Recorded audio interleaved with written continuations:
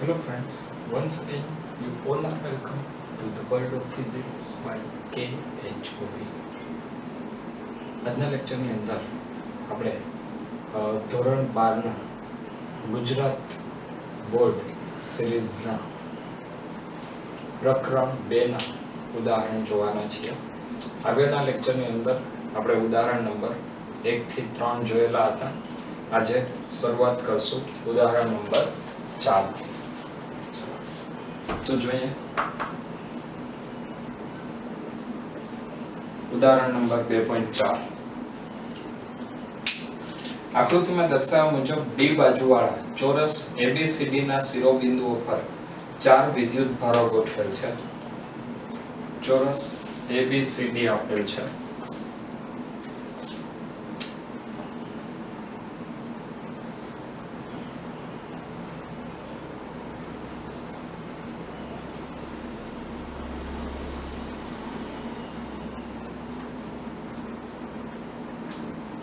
શિરોબિંદુઓ પર 4 વિદ્યુત ભારો ગોઠવેલ છે.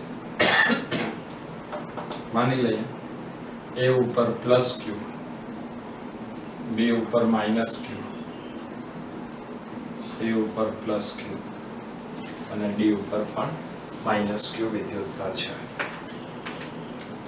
આ ગોઠવણી પ્રાપ્ત કરવા માટે જરૂરી કાર્ય શોધો.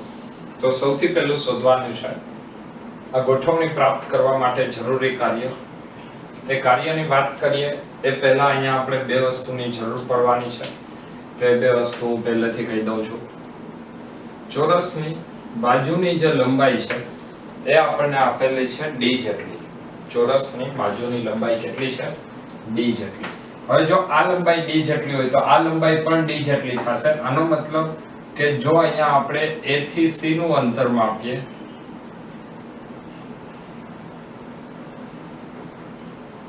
કે B થી D નું અંતર માપીએ તો એ બધા જ અંતરો કેવા મળશે?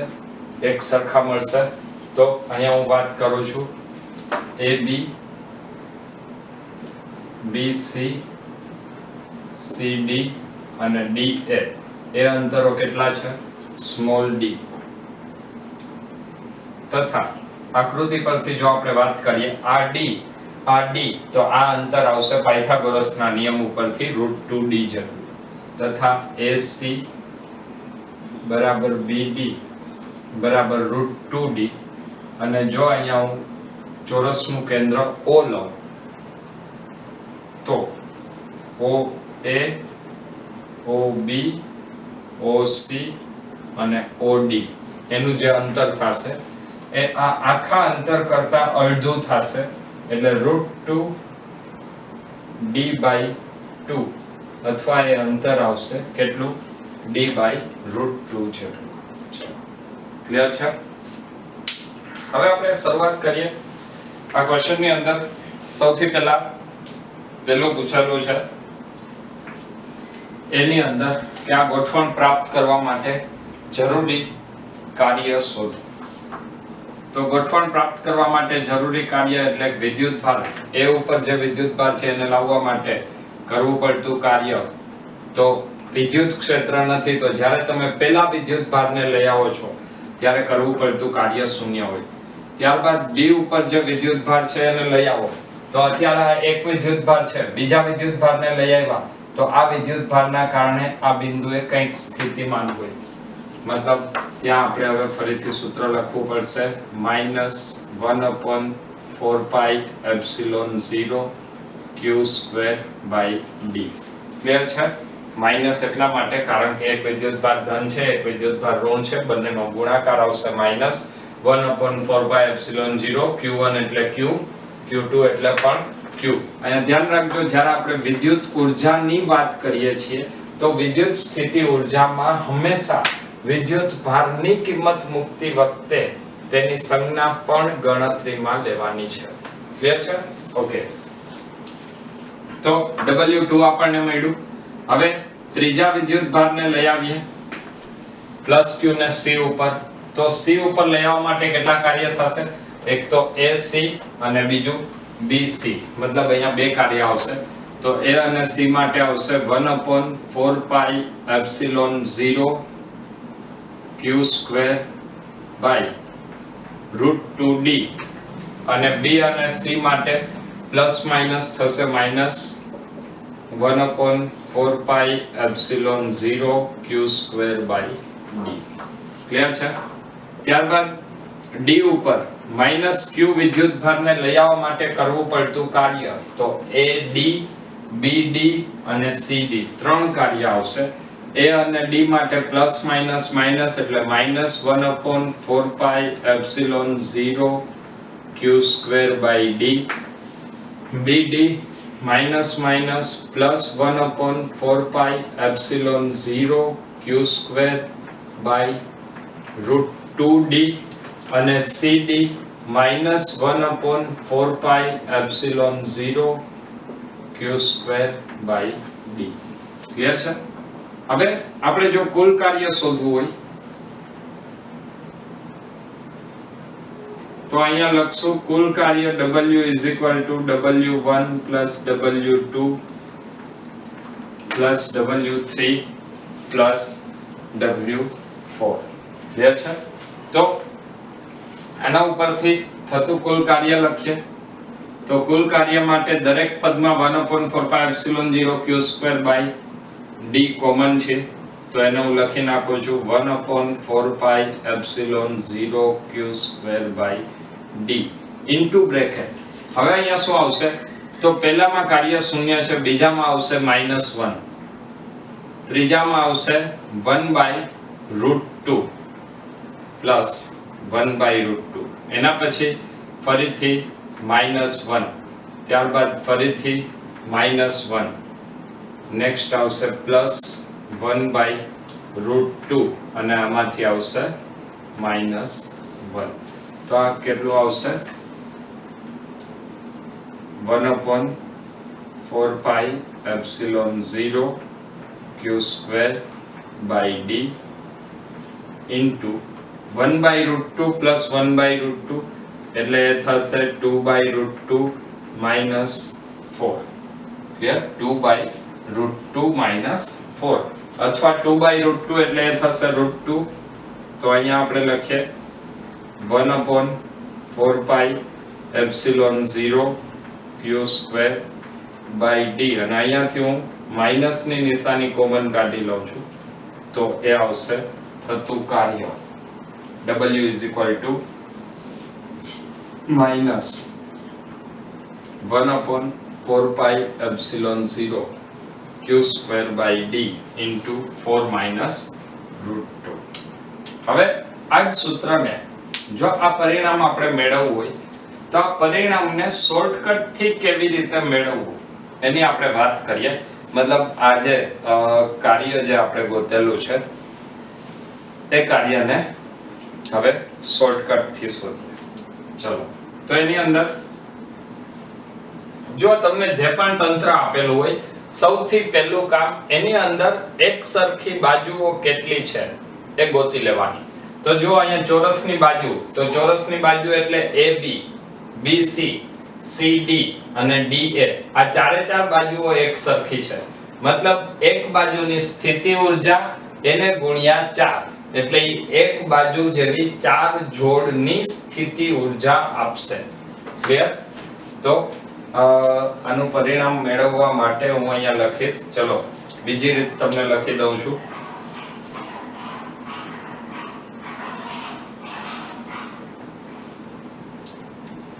ચોરસની બાજુની જોડ, એક બાજુની જોડ એવી 4 જોડ છે એટલે લખાય U1 = 4 into 1/4 pi epsilon 0 Q1 Q2 એટલે -q² divide by d.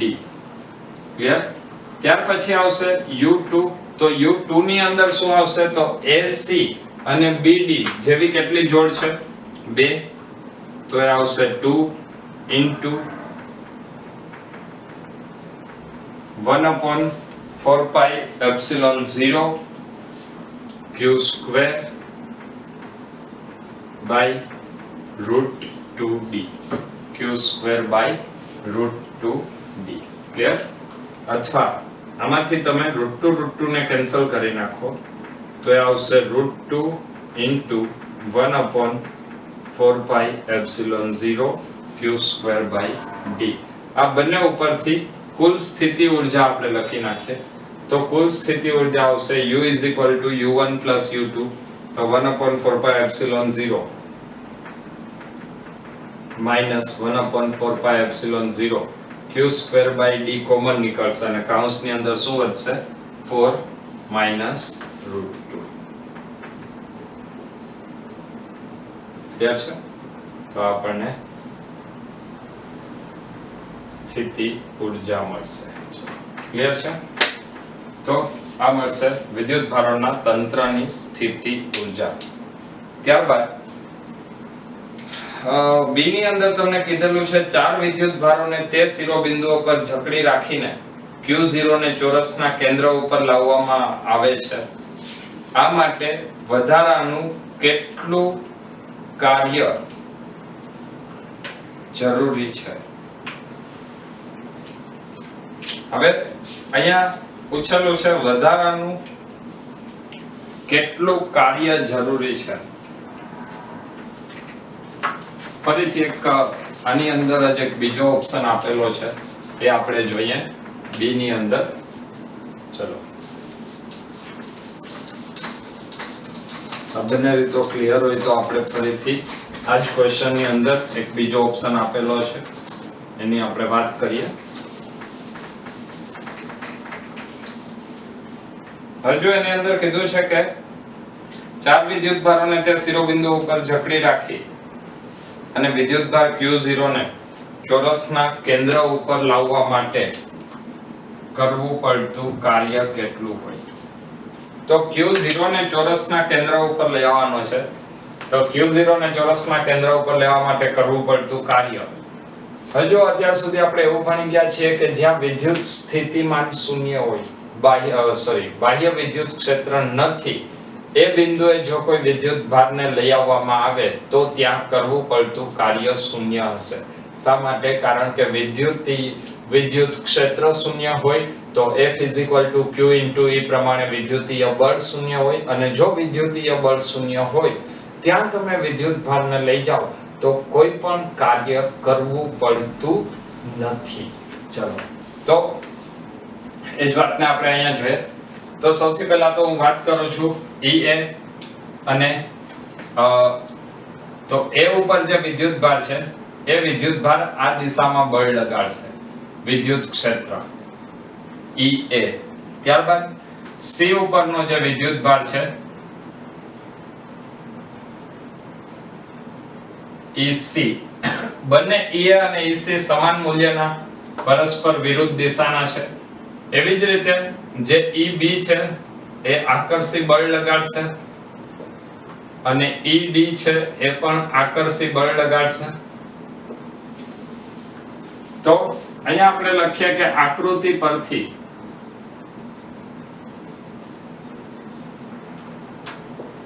EA = -EC અને EB = -ED છે. મતલબ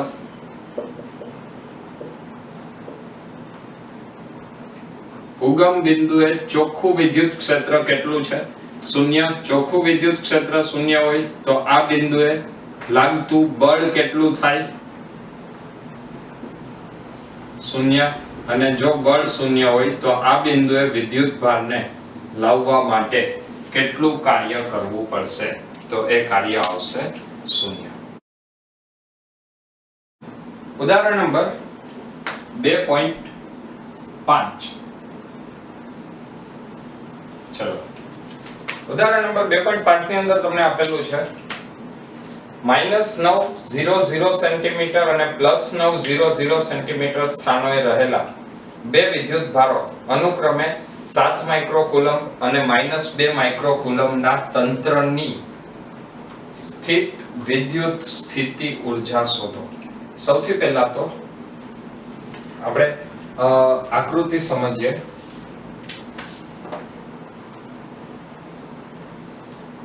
આપણને અહીંયા x અક્ષની વાત કરેલી છે. માની લે કે આ ઉગમ બિંદુ, તો ધન x અક્ષ ઉપર આ +9 સેન્ટીમીટર અંતર અને ઋણ x અક્ષ ઉપર આવશે -9 સેન્ટીમીટર અંતર. આ બે જે બિંદુઓ છે એ -9 ઉપર 7 માઇક્રોકુલમ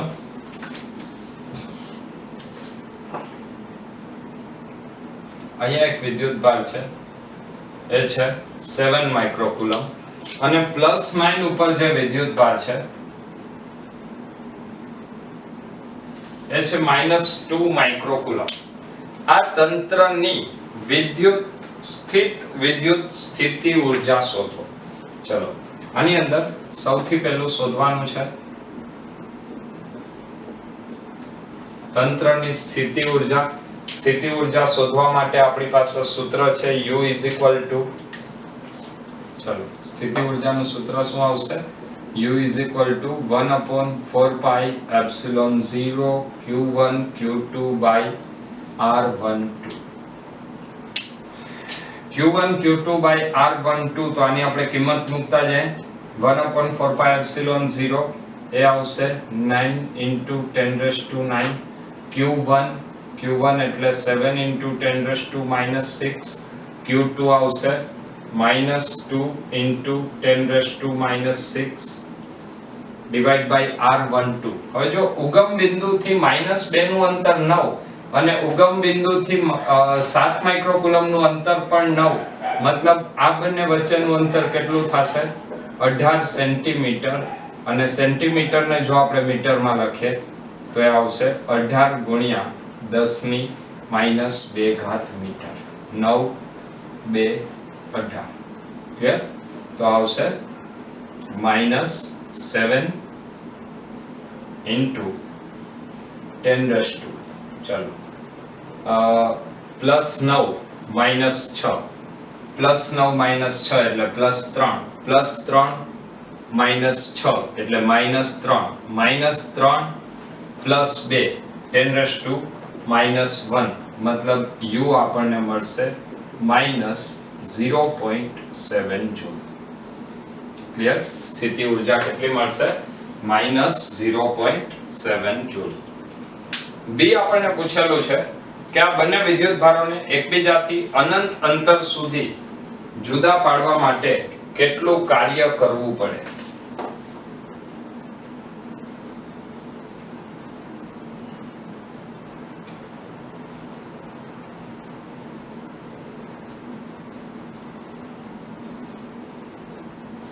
અનંત અંતર સુધી જુદા પાડવા માટે કેટલું કાર્ય કરવું પડે? તો આપણે વિદ્યુતભારને ક્યાંથી લઈ આવીએ છીએ? અનંત અંતરેથી. અનંત અંતરેથી તમે જ્યારે આ સ્થિતિમાં ગોઠવા છે ત્યારે એની જે સ્થિતિ ઊર્જા છે એટલું જ કાર્ય તમારે ફરીથી એને અનંત અંતરે જુદા પાડવા માટે કરવું પડશે. મતલબ અનંત અંતરે જુદા પાડવા માટે કરવું પડતું કાર્ય બરાબર માઈનસ સ્થિતિ ઊર્જા.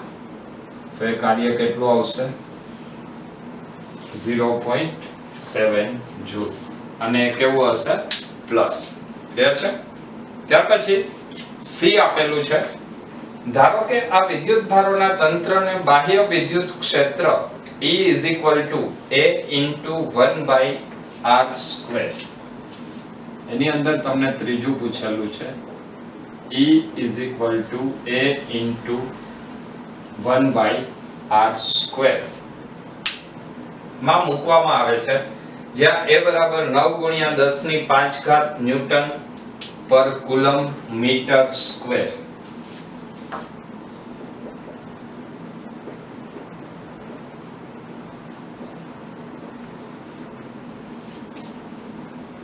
છે તો આ તંત્રની વિદ્યુત સ્થિતિ ઊર્જા કેટલી હશે? હવે આ સ્થિતિમાં વિદ્યુત સ્થિતિ ઊર્જા શોધવાની છે. વિદ્યુત સ્થિતિ ઊર્જા શોધવા માટે સૌથી પહેલા તો આપણને અહીંયા વિદ્યુત સ્થિતિમાન જો મળી જાય તો વિદ્યુત સ્થિતિમાન ઉપરથી Q × V કરશું તો એ આપણને સ્થિતિ ઊર્જા આપશે. ક્લિયર છે? તો સૌથી પહેલા અહીંયા આપણે શું શોધવું પડશે? સ્થિતિમાન ગોતવું પડશે. ચલો તો અહીંયા હું સૂત્ર લખું છું. u સ્થિતિ ઊર્જા આપણે એક વખત u વ્યાખ્યાયિત કરી લીધી છે, માની લઈએ આને હું u ડેશ કહું છું. તો u dash is equal to, હવે u ડેશ બરાબર અહીંયા સૂત્ર શું આવશે?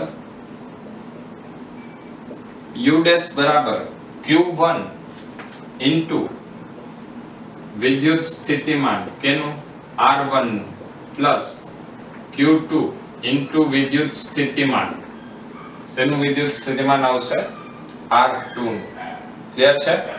બાહ્ય વિદ્યુત ક્ષેત્રમાં જ્યારે તમે બે વિદ્યુત ભારને લઈ આવો છો તો પહેલા વિદ્યુત ભારને લઈ આવો ત્યારે કરવું પડતું કાર્ય q ઇન્ટુ v, બીજા વિદ્યુત ભારને લઈ આવો ત્યારે કરવું પડતું કાર્ય બે ભાગ આવશે.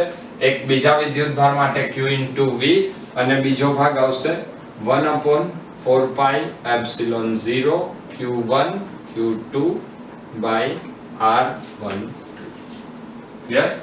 અહીંયા જો તમારે વિદ્યુત સ્થિતિમાન જોતું હોય તો વિદ્યુત સ્થિતિમાન માટે આપણે સૂત્ર લખવું પડશે. વિદ્યુત સ્થિતિમાન બરાબર E ડોટ dr.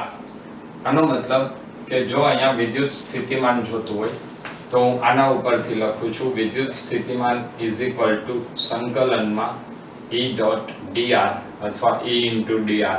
તો E ની કિંમત મૂકી દે a બાય r સ્ક્વેર, તો a બાર આવશે સંકલનમાં r raise to minus 2 dr. r raise to minus 2 dr એટલે શું થશે? a by r. ક્લિયર છે? તો આ પરિણામ શું આવશે? a by r. તો અહીંયા બંનેનું વિદ્યુત સ્થિતિમાન મળશે a by r1 plus a by r2. Clear છે? તો અહીંયા આપણે લખીએ q1 a by r1 plus q2 a by r2 plus 1/4 pi epsilon 0 q1 q2 by r12. ચલો ક્લિયર આટલું? તો ફરીથી આગળ વધીએ. હવે કિંમત મૂકતા જાય.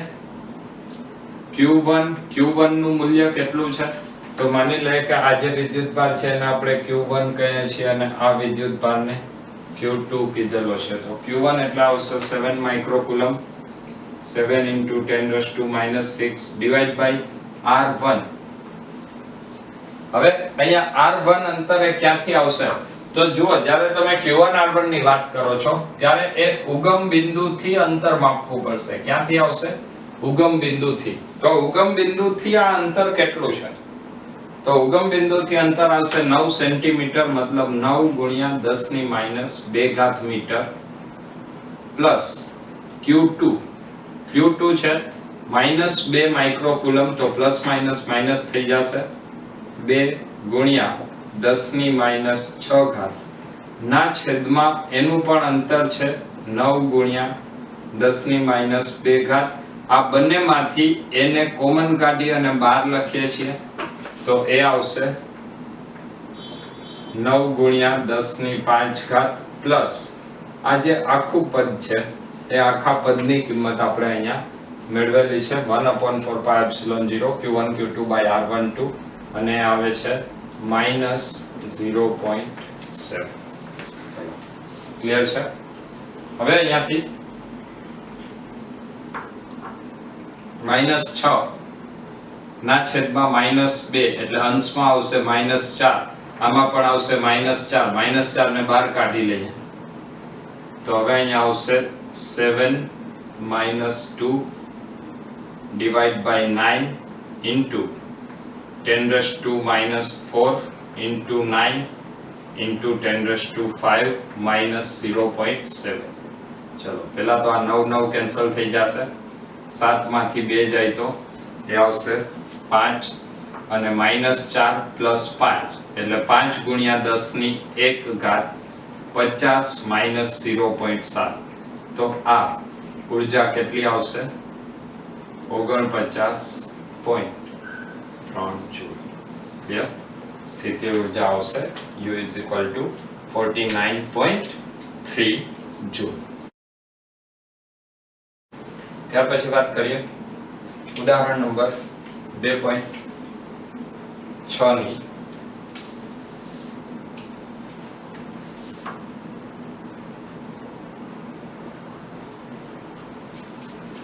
ઉદાહરણ નંબર 2.6 ની અંદર આપેલું છે એક દ્રવ્યના અણુને 10⁻⁻29 કુલમ્બ મીટર જેટલી કાયમી વિદ્યુત ડાયપોલ ચાકમાત્રા છે.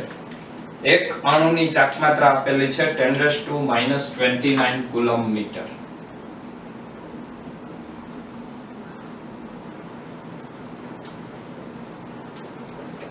એક અણુની ચાકમાત્રા 10⁻⁻29 કુલમ્બ મીટર છે અને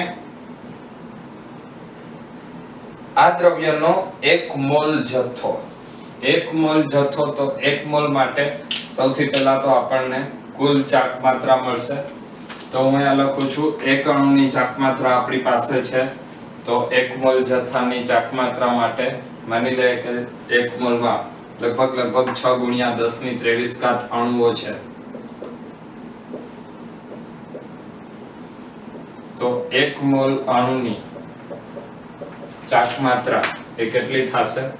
6 × 10⁻23 × 10⁻29 બરાબર 6 × 10⁻6 કુલમ્બ મીટર. ક્લિયર છે? હવે મોલ જથ્થાને 10⁻6 વોલ્ટ પર મીટરના મૂલ્યનું પ્રબળ વિદ્યુત ક્ષેત્ર લગાડીને 10⁻6 વોલ્ટ પર મીટરના મૂલ્યનું પ્રબળ વિદ્યુત ક્ષેત્ર, એટલે વિદ્યુત ક્ષેત્ર તમને આપેલું છે 10⁻6 વોલ્ટ પર મીટર, ધ્રુવીભૂત કરેલ છે. ક્ષેત્રની દિશા એકાએક 60 ડિગ્રીના કોણ જેટલી બદલાવવામાં આવે છે. હવે ક્ષેત્રની દિશા અહીંયા બદલાવેલી છે, મતલબ હવે અહીંયા ખૂણો આવશે θ = 60 ડિગ્રી. તો આ દ્રવ્યની ડાયપોલ ક્ષેત્રની નવી દિશામાં ગોઠવતા મુક્ત થતી ઉષ્મા ઊર્જાની ગણતરી કરો. અને સરળતા માટે 100% ધ્રુવીભવન થયેલું છે એમ ધારી. હવે મુક્ત થતી ઉષ્મા ઊર્જાની ગણતરી કરવાની છે. તો સૌથી પહેલા તો ડાયપોલની સ્થિતિ ઊર્જા, તો ડાયપોલની સ્થિતિ ઊર્જાનું આપણી પાસે સૂત્ર છે. ડાયપોલની સ્થિતિ ઊર્જા આવશે U - P. E અથવા -Pe cos θ. હવે જો અહીંયા તમને આપેલું શું છે કે શરૂઆતમાં જ્યારે બાહ્ય વિદ્યુત ક્ષેત્ર લાગુ પાડેલું હતું,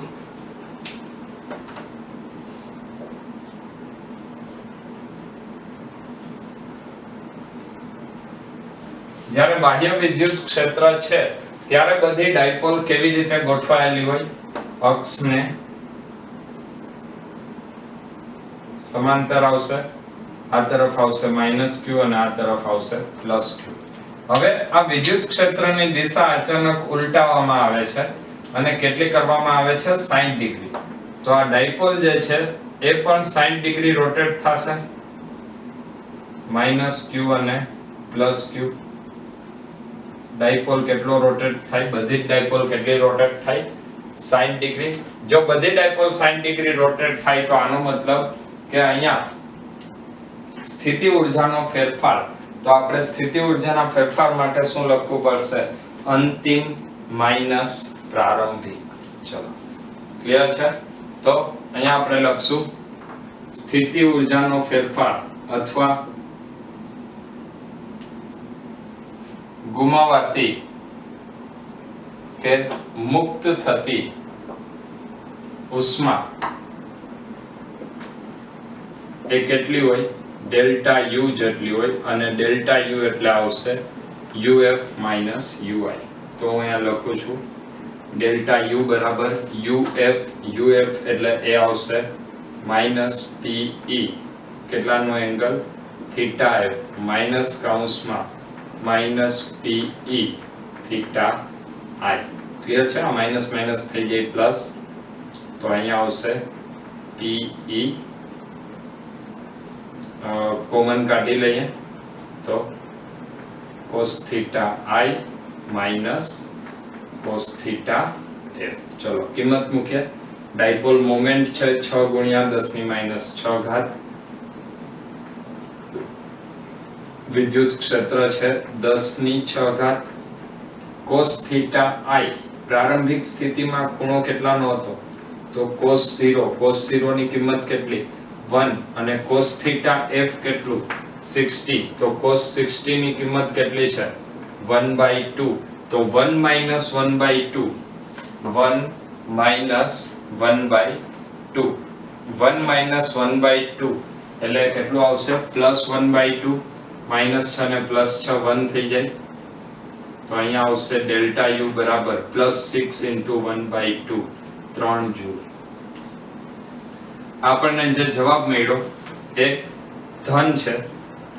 ડેલ્ટા U > 0 દર્શાવે છે કે ઊર્જા મુક્ત થાય છે. ક્લિયર? ડેલ્ટા U > 0 એ શું દર્શાવે છે ઊર્જા મુક્ત થાય છે. તો આ વાત થઈ પ્રકરણ 2 ના ઉદાહરણની. ફરીથી આગળના ઉદાહરણ એ આપણે નેક્સ્ટ લેક્ચરમાં સોલ્વ કરશું. તો ત્યાં સુધી બધા મહેનત કરતા રહો. Wish you all the best.